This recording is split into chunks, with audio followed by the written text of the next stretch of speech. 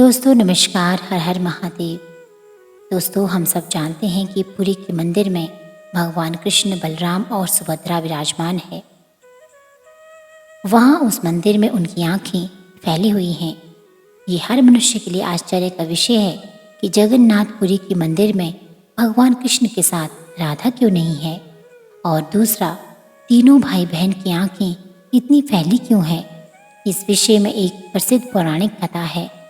एक बार माता यशोदा माता देवकी के साथ द्वारिका पधारी।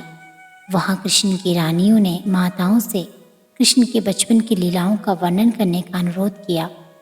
उनके साथ बहन सुभद्रा भी थी। माता यशोदा ने कहा कि वे उन्हें कृष्ण तथा गोपियों की लीलाएं सुना देंगी, पर ये कथा कृष्ण और बलराम के कानों तक नहीं पहुंचनी चाहिए। सुभद्रा द्वार पर पहरा देने के लिए तैयार हो गई। माता ने लीलाओं का गान शुरू किया। भगवान की लीला का रसपान करने में सब अपनी सुध-बुध खो बैठे। भगवान श्री कृष्ण और बलराम वहाँ आ गए। उनके साथ ही कथा का आनंद लेने लगे। बचपन की मधुर लीलाओं को सुनते सुनते उनकी आंखें फैलने लगी। सुभद्रा की भी यही दशा थी। वे भी अब आनंदित होकर पिघलने लगी। उसी समय श्री नारद जी वहाँ पधारे। किसी के आने का एहसास होते ही कथा रुक गई। नारद जी भगवान संग बलराम और सुभद्रा के ऐसे रूप को देखकर मोहित हो गए। वे बोले, भगवान आपका ये रूप बहुत सुंदर है। आप इस रूप में सामान्य जन को भी दर्शन दें।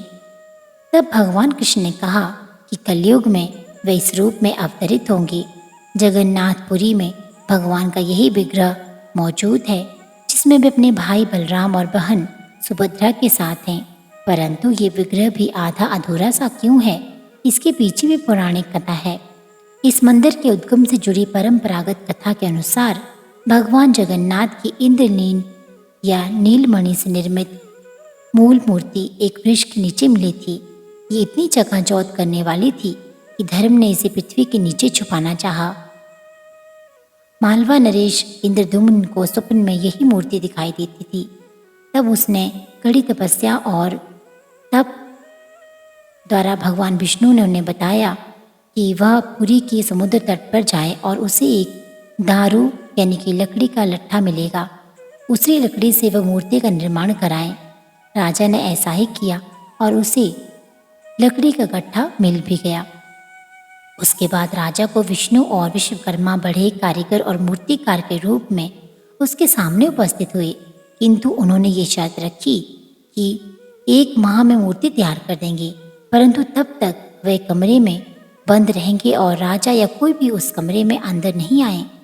माह के अंतिम दिन जब कई दिनों तक कोई भी आवाज़ नहीं आई तो सुप्तावश राजा ने कमरे में झांका और वह वृद्ध कारीगर द्वारा द्वार खोलकर बाहर आ गया और राजा से कहा कि मूर्तियां अभी अपूर्ण हैं, उनके हाथ अभी नहीं बने थे।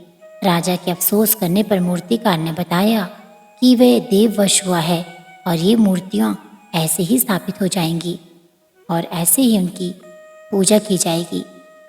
तब वही तीनों जगन्नाथ, बलभद्र और सुभद्रा की मूर्तियां मंदिर में स्थापित की गई।